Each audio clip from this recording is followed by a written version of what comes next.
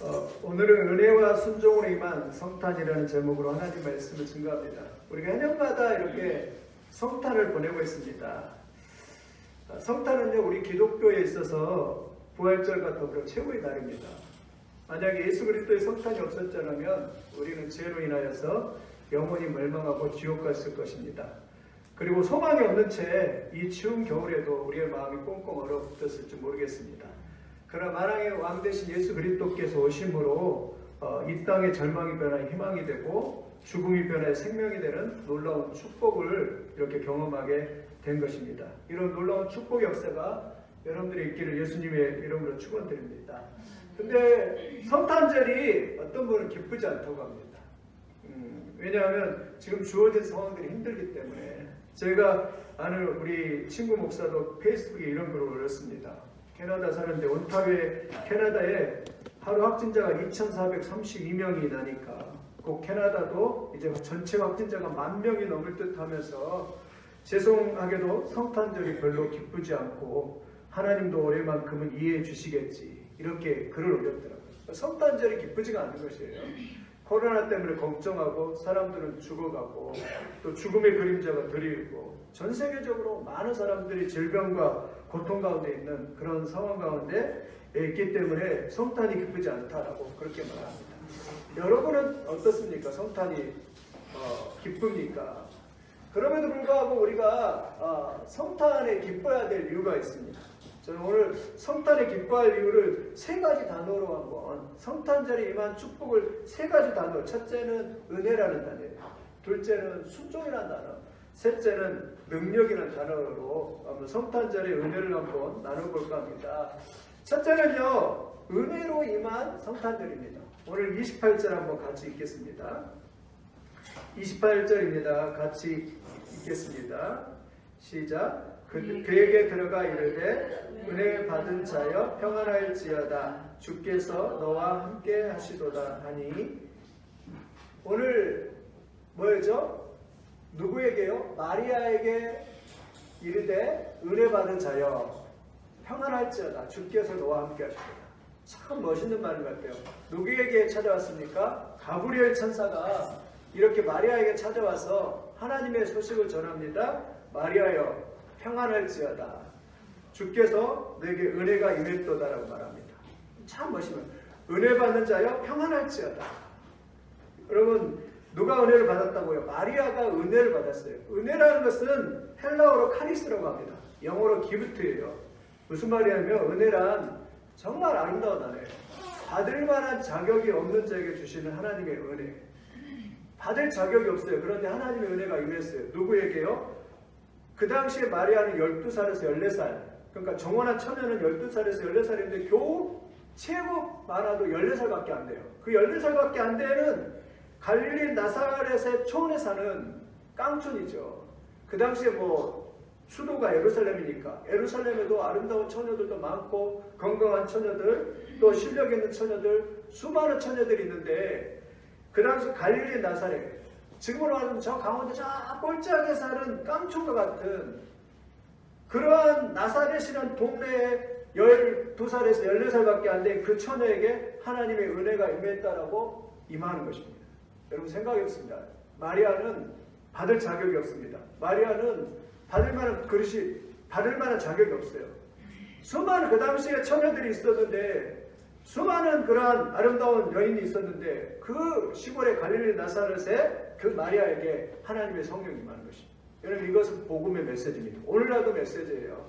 하나님은요 실력 있고 능력 있고 대단한 사람만 찾는 것이 아니라 하나님은 보잘것없고 연약한 우리에게 찾아오신 줄 믿습니다. 마리아와 같이 그 연약하고 여리기 연약하고 그 갈릴리 나사렛 족보덩이인 그 여자에게, 어린 소녀에게 하나님의 은혜가 임하는 것이에요. 이 은혜가 보통 은혜입니까? 만왕의 왕 되신 하나님, 온 인류를 구원한 예수 그리스도, 그 예수 그리스도를 잉태하는 놀라운 축복을 그 마리아에게 주시는 것이죠. 그래서 마리아를 성모 마리아라고 하잖아요. 하나님을 임신하고 하나님의 아들을 임신한 이 성모가 되는 이 특권, 가장 보잘것없는, 가장 낮고 천한 그곳에 예수님이 마리아의 몸을 통해서 오시는 그 사건, 그것은요 은혜로 되어지는 사건. 여러분 하나님의 은혜를 믿으시기를 예수님의 이름으로 축원드립니다. 하나님의 은혜가요 우리에게도 임합니다. 대단하고 잘나고 똑똑한 사람이 임하는 것이 아니라 하나님의 은혜가 보통 사람이 우리에게 임합니다. 하나님의 은혜가 임하면요 변화됩니다. 하나님의 은혜가 임하니까 그 처녀의 몸에서 요셉을 통하지 않고 그 처녀의 몸에서 임신하게 되는 놀라운 축복이 말이죠. 성경의 은혜가 임하면 변합니다. 우리가 잘 아는 것처럼 이쪽에 오른쪽에는 아브라함을 보십시오. 아브라함 100세 됐죠. 100세 되고 사라가 90세죠. 사라는 경수가 끊겼죠. 이제는 얘를 못 납니다. 아이를 낳을 방법이 없습니다. 가능성이 제로입니다. 그런데 뭐가 그래요? 하나님의 은혜가 완전히 그냥 몸이 죽은 자와 같은 그 가정이 딱 임하잖아요. 하나님의 은혜가 딱 임하니까 이 100세의 노인이 사라가 90세인데 90세의 그 할머니가 응애응애하고 아이를 낳는 그 태가 살아나서 하나님의 은혜가 임하니까 태가 살아나서 그냥 이삭을 낳는 놀라운 축복의 기적의 역사가 은혜가 임하면요 가족도 살아나고요. 은혜가 임하면 교회도 살아나고요. 은혜가 임하면요 다 살아납니다. 환경이 나빠지면 모든 물들이 지저분해갖고 고기가 다 죽잖아요. 그런데 깨끗한 물이 이렇게 딱 들어오면 고기들이 다시 살아나서 숨을 쉬고 생명이 살아난 것처럼 하나님의 은혜가 다 임하면 다 살아나게 됩니다. 죄를 지은 우리도 또 소망이 없는 우리도요 하나님의 은혜가 여러분이 마음에 받아들이면 다 살아나게 될 줄 믿습니다. 또 은혜를 설명하는 사도 바울을 빼놓을 수가 없잖아요. 사도 바울은 바리새인의 율법주의자입니다. 그냥 사도 바울의 성격은요 바늘로 찔러도 그냥 안 들을 것 같아요. 전혀 변하지 않고 바위처럼 변하지 않을 것 같은 그러한 사람. 그래서 자기 스스로도 바리새인 중에 바리새인 중이요 히브리인 중에 히브리인이라고 하잖아요. 나는 절대로 변하지 않는다. 그래서 예수 그리스도를 믿는 사람들을 잡아 죽이려고 했던 그러한 사람입니다. 근데 다메섹 도상으로 올라가는데 부활하신 그리스도의 빛이 탁 비치니까 그냥 거꾸라지면서 그냥 자기가 바리새인 중에 바리새인이요 히브리인 중에 히브리인이라고 그렇게 고백했던 그 사람이 그냥 하나님의 은혜를 딱 받아버리니까 변해버리잖아요. 마음이 그냥 교만했던 마음이 딱 녹아져버리고 폭행자이고 핍박자였던 그가 그냥 예수 그리스도를 증거하는 증인으로 다 바뀌어버렸잖아요. 그런데 바울이 그러면서 말했잖아요. 고린도 15장 10절 보니까 그러나 내가 나의 나 된 것은 하나님의 은혜로 된 것입니다. 내게 주신 은혜가 헛되지 아니하여 내가 모든 사도보다 더 많이 수고하였으니 내가 한 것이 아니오 오직 나와 함께 하신 하나님의 은혜로다. 엄청난 멋있는 말이죠. 우리 그리스도인의 모든 말이 모든 기결이 그거예요. 은혜입니다. 모든 것이 하나님의 은혜입니다. 사도 바울이 했어요. 오직 나와 함께 하신 하나님의 은혜로다. 우리 고백이 그거예요.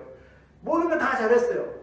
내가 한 것 같아요. 그래도 우리의 고백은 기결은 뭐예요? 은혜입니다. 하나님의 은혜입니다.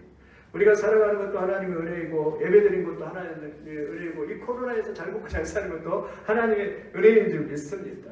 그래서 우리 그리스도인들의 찬양은 뭐죠? 은혜로다. 주의 은혜. 제가 찬양은 못하지만 우리 그러잖아요. 은혜로다. 이 후렴에 보면 은혜로다. 주의 은혜. 한량없는 주의 은혜.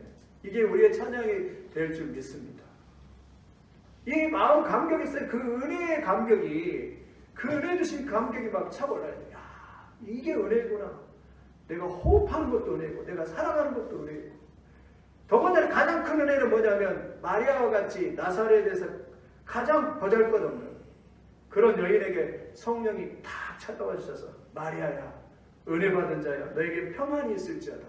너가 만왕의 왕 예수 그리스도를 잉태하는 축복의 특권을 입었다라고 은혜가 다 임하는 것이죠. 오늘 가장 보잘것없고 연약한 그 마리아에게 은혜가 임하는 것처럼 여러분에게도 하나님의 놀라운 축복의 은혜가 성령의 은혜가 임하시기를 예수님의 이름으로 축원드립니다. 교회는 뭘로 설명되어야 된다고요? 은혜로 설명돼요. 크리스찬은 뭘로 설명돼요? 은혜구나. 하나님의 모든 은혜구나. 이걸 알 수 있기를 예수님의 이름으로 축원드립니다. 아멘. 은혜로 해서 은혜로 그냥 은혜가 임하면 살아가요.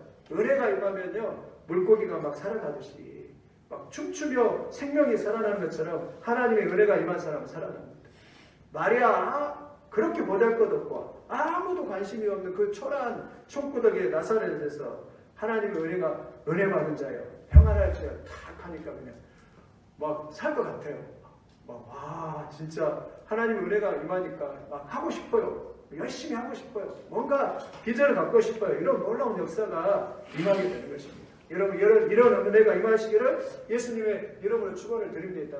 아멘. 첫 번째는 은혜예요. 두 번째는 순종으로 임한다예요. 하나님의 은혜가 임했는데 반드시 따라야 될 것은 순종이에요. 순종. 여러분 천주교는요 성모 마리아를 이렇게 지나치게 숭상합니다. 없네. 그림이 없네요. 제가 지웠나 봐요. 성모 마리아를 지나치게 숭상을 합니다. 천주교는. 그래서 성모 마리아에게 기도도 하고 성모 마리아는 죄가 없는 사람이라고 하고 성상을 그래서 캐톨릭 그 마당에 가면 그 성모 마리아 상을 이렇게 해놓고 사람들이 절을 하고 촛불을 켜놓고 이런 행위들을 하는데 그건 다 미신들이고 이단들이죠. 그러나 우리 개신교회는 성모 마리아를 섬기지는 않습니다. 그러나 기억할 것은 성모 마리아의 신앙이에요. 그 마리아의 아름다운 순결하고 사랑스러운 마리아라는 뜻이 구약에서는 미리암에서 나와요. 구약에서 미리암. 그 뜻은 뭐냐면 순결함, 사랑스러운이라는 뜻이에요. 미리암이라는 뜻이. 그래서 신약에 와서는 그 미리암을 마리아로 헬라어로 이렇게 부르잖아요. 그 마리아가 왜 은혜를 입었을까 생각을 해보니까 그 촉구석에 있던 그런 마리아가 은혜를 입은 것은 첫째는요 하나님의 말씀을 받을 만한 그릇이었어요. 무엇을 받을 만한 그래요? 하나님의 말씀을 받을 만한. 가브리엘 천사가 찾아와서 쭉 설명합니다. 31절부터 보면 33절에 이렇게 말합니다. 보라 내가 잉태하여 아들을 낳으니 이름을 예수라 하라. 그가 큰 자가 되고 지극히 높으신 이의 아들이 일컬어질 것이요 주 하나님께서 그 조상 다윗 왕에게 그에게 주시리니 영원히 야곱의 집을 왕으로 다스릴 것이며 그 나라가 무궁하리라. 마리아한테 예수님을 설명합니다. 예수님은 큰 자가 되고 보통 사람이 아닐 것이고 높으신 하나님의 아들이 될 것이다 라고 그렇게 설명합니다. 근데 마음에 갈등이 있습니다. 고민이 있습니다. 만약에 제가 처녀인데 임신을 딱 해버리면 이 처녀가 남편에게 버려지고 요셉에게 버려지고 그리고 시어머니 시아버지에게 버려지고 그리고 그 당시에는 율법에는요 돌로 쳐 정혼한 여자가 다른 남자아이를 얻으면 돌로 쳐 죽여야 했어요. 왜냐하면 윤리적으로 그 당시에는 굉장히 강했던 시대이거든요. 돌로 죽임을 당하고 저 여자는 손찌검을 당해서 평생 결혼도 못하고 저 여자는 음란한 여자라고 손찌검을 당할 그런 입장에서 했어요. 그러면 마리아가 거부할 수 있어요. 자유롭게. 하나님 그게 좋습니다. 천사님 그거 좋긴 하지만 저는 명예를 지키고 싶습니다. 나는 내 이름이 더럽혀지는 걸 원하지 않습니다. 그래서 이 아이를 뵐 수 없습니다. 그렇게 말할 수 있었어요. 나는 그거를 도저히 14살밖에 안 되기 때문에 나는 그걸 도저히 받을 수 없습니다. 주의 뜻을 받을 수 없습니다. 순종 안 할 수도 있었습니다. 그런데 그런 상황들 다 있음에도 불구하고 마리아가 뭐라고 하냐면 37절의 말씀처럼 대저 하나님의 모든 말씀은 능치 못하심이 없습니다. 마리아가 이르되 주여 여종이오니 참 멋있죠. 주의 여종이오니 옛날 성경에 주의 계집종이오니 말씀대로 내게 이루어지이다. 그렇게 말해요. 주의 계집종이오니 말씀대로 이루어지이다. 참 14살인데 정체성이 분명해요. 나는 하나님의 종입니다. 그런데 그 뜻대로 그 말씀대로 내게 이루어지기를 원합니다. 이러면서 마리아가 순종하고 있는 그런 아름다운 장면을 봅니다. 여러분 하나님의 말씀은 우리의 순종을 통해 이루어집니다. 하나님이 계획하시고 역사하셨어도 우리가 순종을 요구한다는 것을 기억합니다.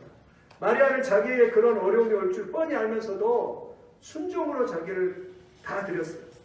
어떤 어려움이 와도 환경이 어려워도 하나님 말씀은 반드시 이루어질 것이고 하나님을 믿는 믿음을 가졌기 때문에 만왕의 왕 되신 아기 예수님이 나를 통해 오신다면 나는 기꺼이 내 몸을 내어드리고 나는 기꺼이 하나님께 내 자신을 내어드리고 순종함으로 이 메시아의 탄생을 기꺼이 순종함으로 받아들이겠습니다 하면서 마리아가 그걸 다 받는 것입니다. 멋있지요. 크리스천은 하나님의 말씀에 순종하는 하나님의 말씀에 목사의 말에 순종하는 것이 하나님의 말씀 하나님의 말씀에 순종하는 것입니다. 하나님의 말씀이 천사가 와서 야 만왕의 왕 큰 자가 되신 그분이 너를 통해서 임신할 것이고 너를 통해서 낳을 것이다 딱 했을 때 나 안 됩니다 핑계대고 나는 도저히 그걸 감당할 수 없습니다 하고 뒤로 물러서는 것이 아니라 내게 어려움이 오고 환난이 와도 그러나 주님의 뜻이라면 그것에 순종하겠습니다 이러면서 순종으로 탁 나가고 있는 그런 멋진 마리아 성모 마리아의 모습 참 아직 어린데 14살밖에 안 됐는데도 하나님의 말씀에 딱 순종하면서 딱 나가고 있는 그런.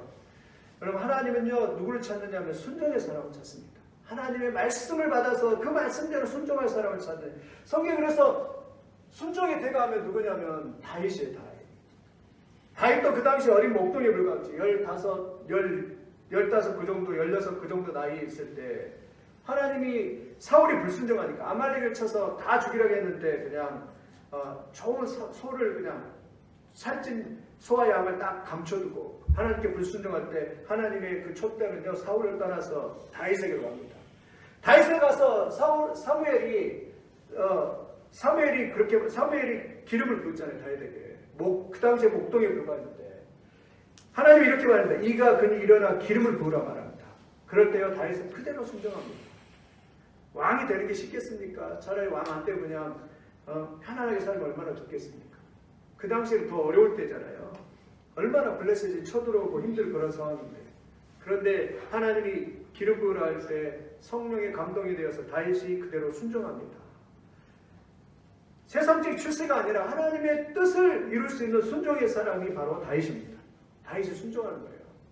이가 그니 기름을 부으라 할 때 하나님 나 안 됩니다. 나는 그냥 평범하게 살고 싶습니다. 그렇게 생각하는 게 아니라 주의 뜻이면 하나님의 뜻이면 내가 받겠습니다. 이러면서 다윗은요 하나님의 말씀을 받을 수 있는 사람이에요. 하나님의 말씀을 받을 수 있는 사람이 다윗입니다. 그래서 순종으로 믿음으로 다윗이 나갔던 것이 참 멋있지요.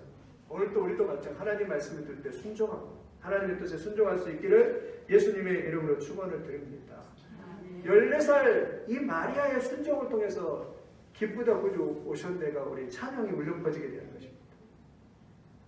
그 당시 아무리 보호를 주지도 않고 아무리 여러분 누가 이렇게 챙겨준 사람 없어요. 마리아. 그럼에도 불구하고 이 마리아가 그런 고난과 그런 어려움들 다 있음에도 불구하고 하나님 순종하겠습니다. 만약에 왕 되신 예수가 내 보잘것없는 몸을 통해서 오신다면 나는 그대로 순종하겠습니다 하면서 순종하면서 마리아가 뚜벅뚜벅 그것을 다 받아들이고 주님의 길을 가고 있는 그런 마리아의 모습을 참 갑니다. 참 멋있는 것 같아요. 그 당시 14살 그 처녀가 이게 믿음입니다. 여러분 이런 믿음의 역사가 있기를 예수님의 이름으로 축원드립니다. 은혜를 받았습니다. 우리는 은혜를 받았습니다. 그리고 그 은혜에 순종하여 앞으로 나갑니다. 그리고 나가면 셋째는요 능력이 말해요. 능력으로 임한 상태입니다. 여러분 말로는 맨날 모든 걸 다 할 수 있어요. 말로는 모든 걸 다 할 수 있습니다. 그러나 능력이 없으면 아무것도 없습니다.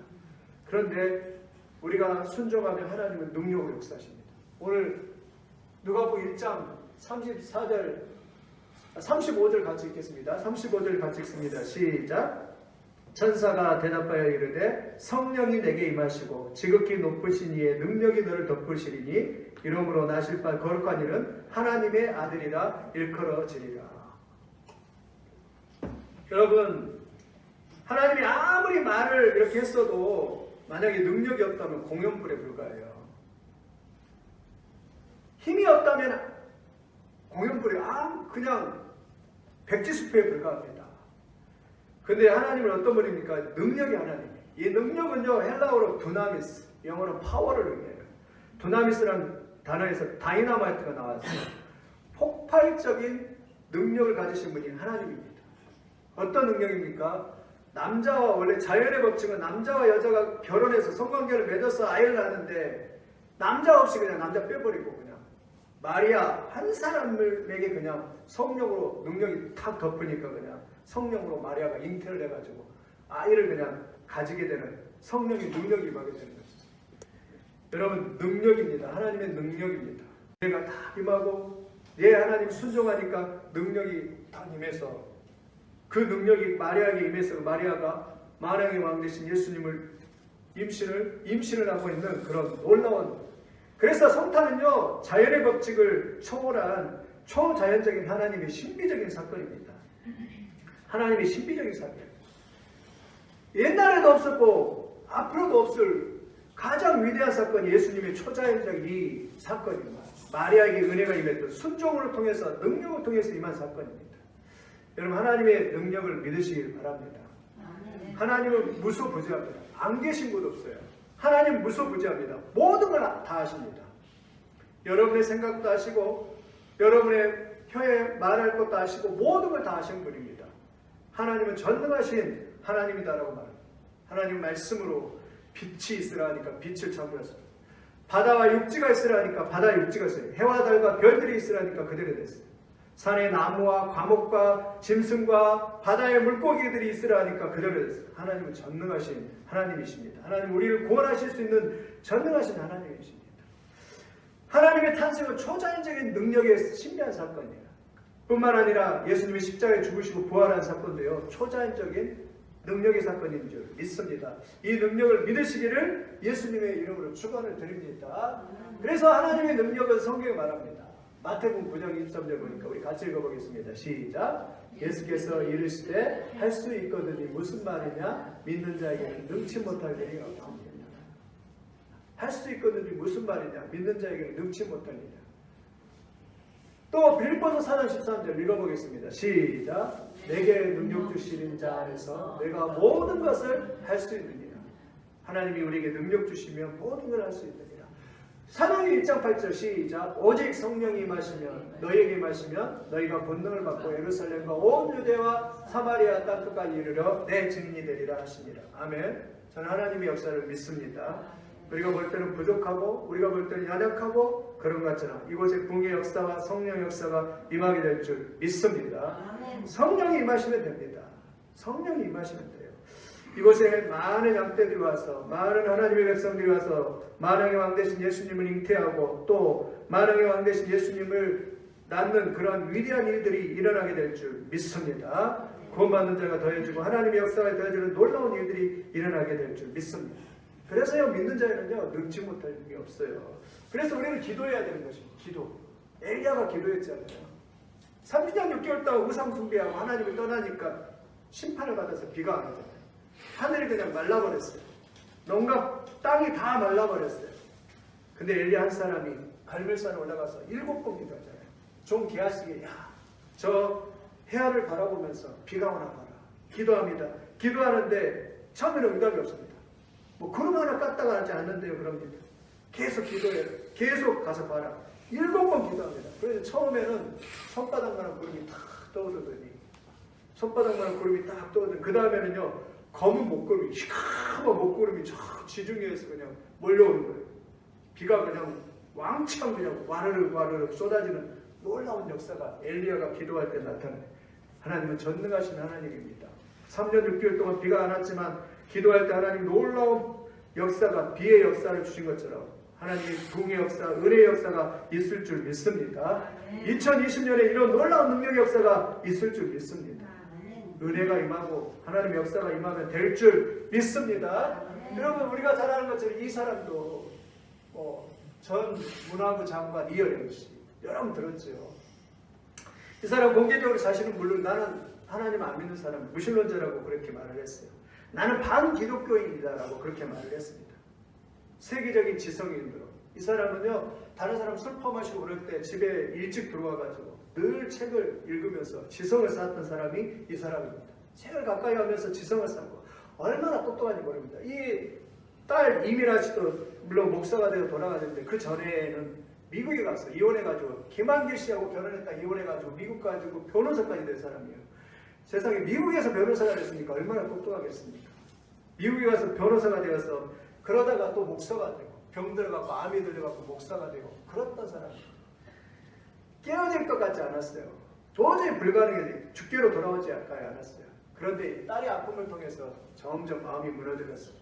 일본에서 혼자 연수를 가서 교수로 파견이 됐었는데 혼자 홀로 그렇게 있으면서 깊은 명상에 빠지고 깊은 은혜를 받았던 것 같아요. 그 영혼을 깊이 생각했던 것 같아요. 그래서 하영조 목사님과 그 사람들에게 전화를 해가지고 오셔서 좀 세례를 해달라고 또 자기가 유명한 사람이니까 또 다른 사람 앞에서 나설 수 없기 때문에 오셔서 세례를 받게 해달라고 해가지고 일본에 오셔가지고 이렇게 홍정길 목사님이나 이런 하영조 목사님 이런 분들이 가서 세례를 탁 주고 예수님을 영접하고 하나님의 자녀가 딱 됩니다. 도저히 안 깨어질 것 같은 그런 사람. 하나님의 은혜가 임하고 하나님의 축복이 임하고 부르심이 임했던 것이에요. 하나님의 은혜가 이런 분에게도 임합니다. 하나님의 은혜가 우리에게도 임하기를 예수님의 이름으로 축원드립니다. 이 성탄에도 우리에게도 임하기를 축원드립니다.